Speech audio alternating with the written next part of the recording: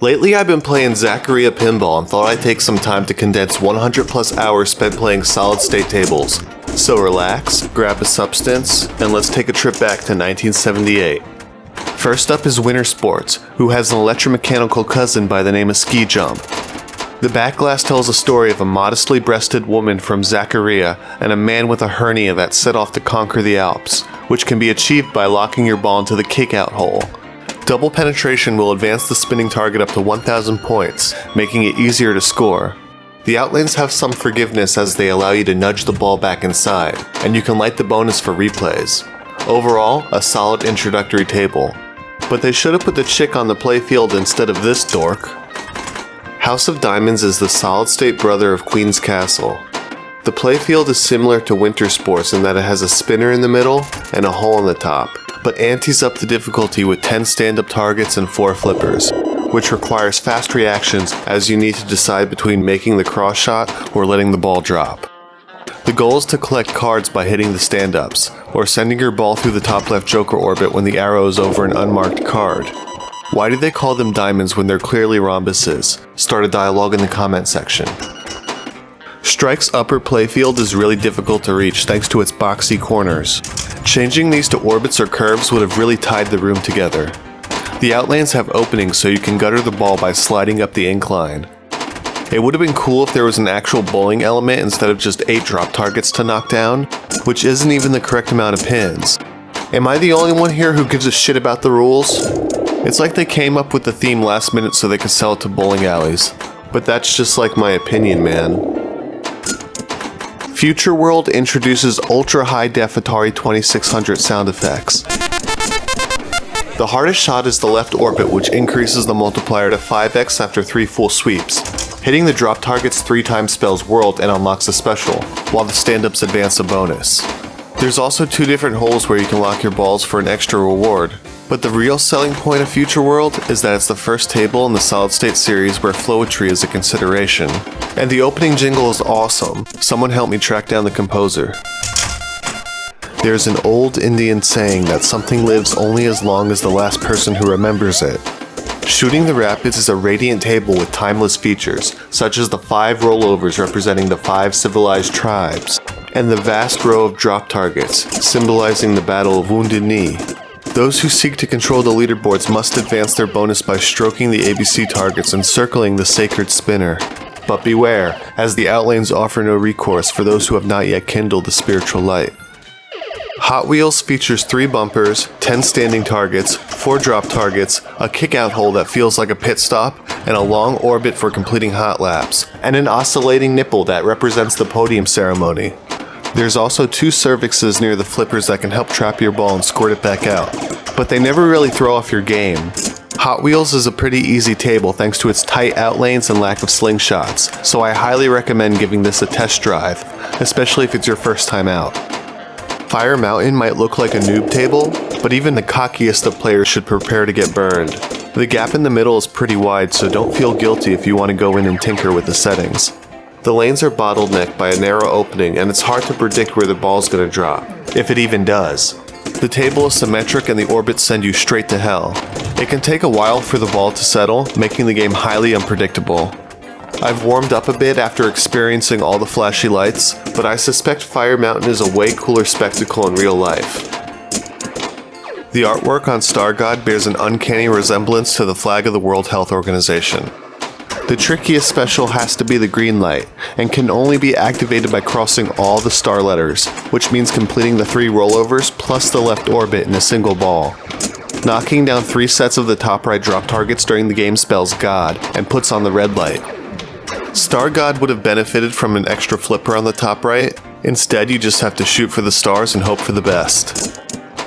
The object of Space Shuttle is to drop the 6 targets 5 times before sinking your ball into the hole for blast off, ejaculate prematurely and receive a digital ear raping.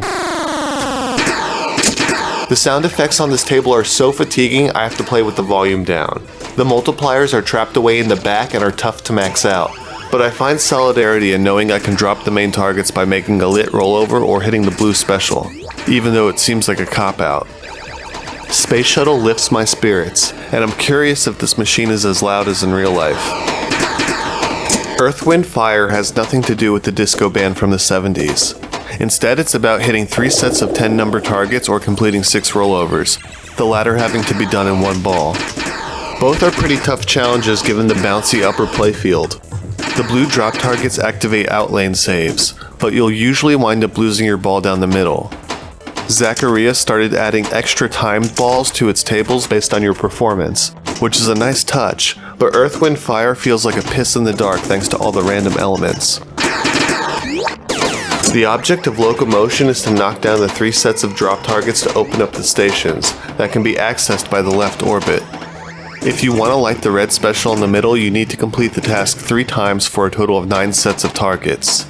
Easier said than done because a couple of the targets are just out of your line of sight, and maxing out the multipliers by hitting the archery targets is especially tough on simulation mode.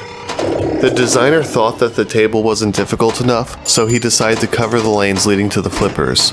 Even still, Locomotion is revered by casuals and collectors alike, especially those who like choo-choo trains.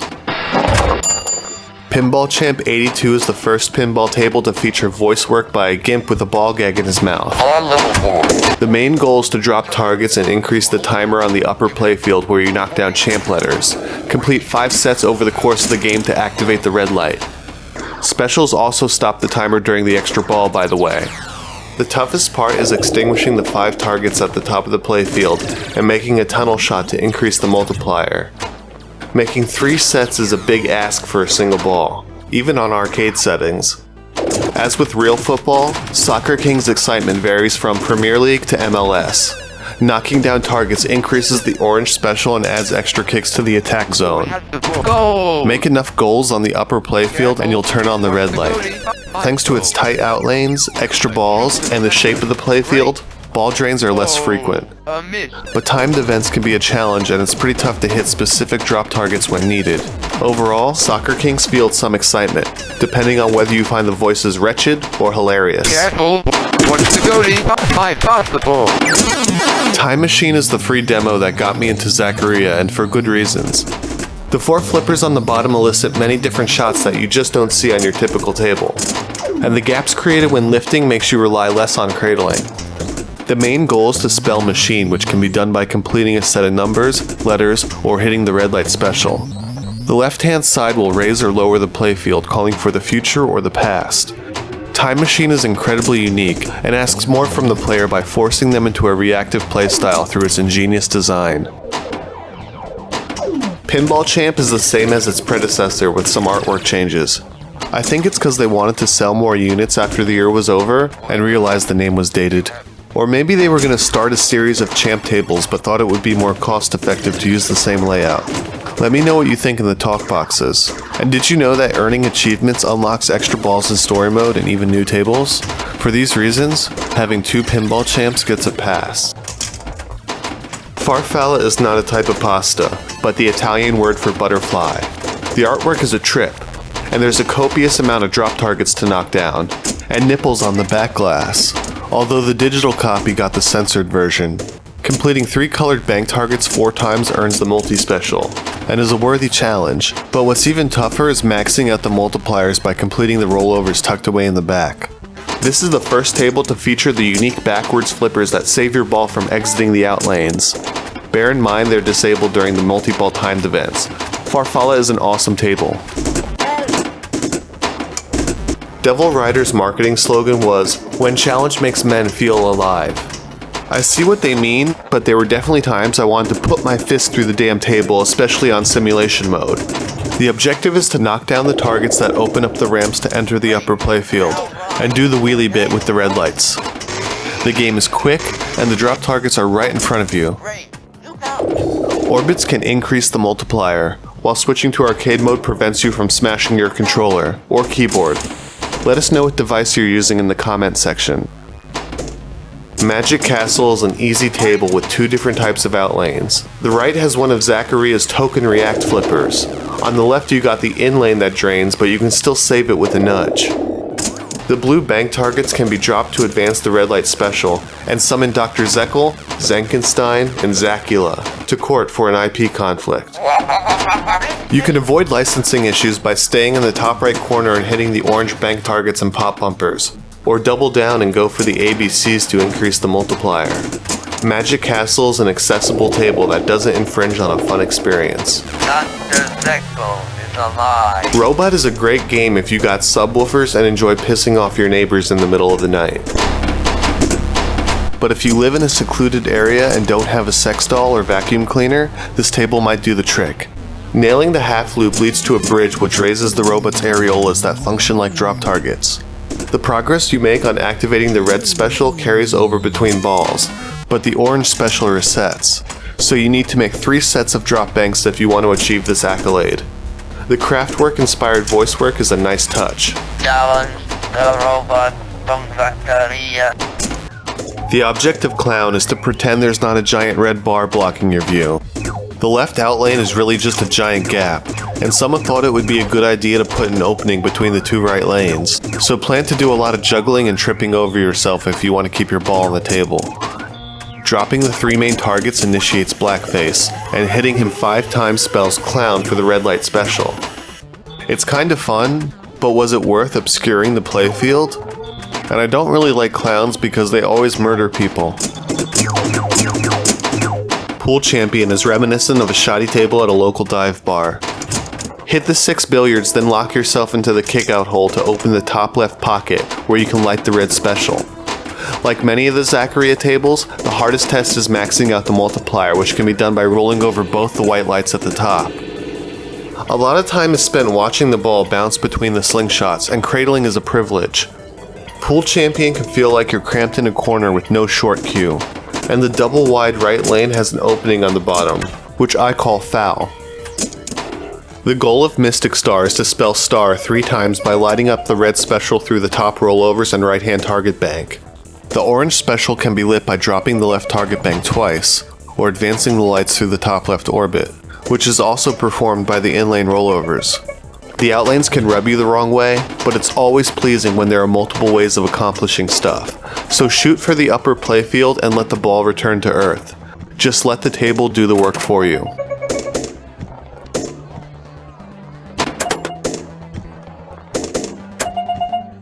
Blackbelt tells the story of 7 Dans, whose revolving targets you must hit to unlock the ancient orange special. Knocking down a bank of targets advances the red lights and can be hit from either side of the table. Making 2 sets of rollovers in 1 ball unleashes the Kata special, but a true master will need to make the top right Yoko Jerry orbit 16 times if they want to max out their multipliers. The playfield is fairly forgiving with modest outlanes and no cheap bounces, so any failure is on the student. And I really like the intro when the drunk guy tries to say something. The dragon shows his claws. Relive the World Cup quarterfinals in Mexico '86, where you go up against West Germany in a series of penalty kicks to decide who's going to lose to Argentina. The most striking thing about Mexico '86 is its unique layout. The right flipper is placed against the slingshot so you can't rely on cradling, and you need to slam the drop target without hesitation. There's a clear shot from the left flipper to the top right corner which leads you to the mini playfield for a goal kick. Completing enough goals activates the red special. Run out of time and get sent back across the border. Mexico '86 is totally underrated. Olé, Mexico.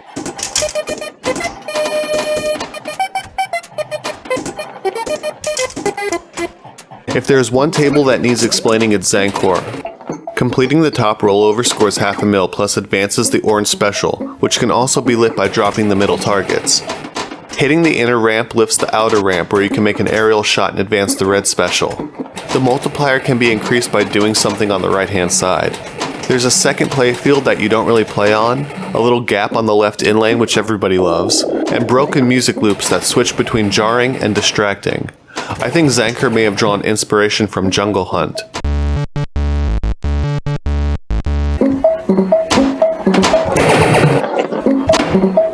You should be scared of Spooky if you actually want to keep your balls intact. The outlanes are extremely gouging, and there's even a mini orbit on the left that positions you right on the brink of life or death. If the slingshots don't throw your ball away, you can always go for the upper left flipper to make a crossover shot, or hit the half loop to bridge back, which is generally the flow of the table, but any deviation runs the risk of bottoming out into the pits of hell. Despite all this, I don't despise Spooky for its relentless challenge in the digital realm, but I can't help thinking that the layout was designed solely for stealing quarters from unassuming patrons. Stars Pheonix is about a group of lesbians enjoying a night out at the casino. Hitting the flyaway panel advances the red special so you can lock a ball up the top right water slide. Rinse and repeat to be awarded with a multi-ball. ABC targets advance the multiplier and the standing targets open up a hole on the top left. The ramps and flyaway targets are known for being a bit finicky in real life, making Stars Pheonix a true testament to how well the Zaccaria tables have been digitally preserved, so that future generations can enjoy these timeless components of history.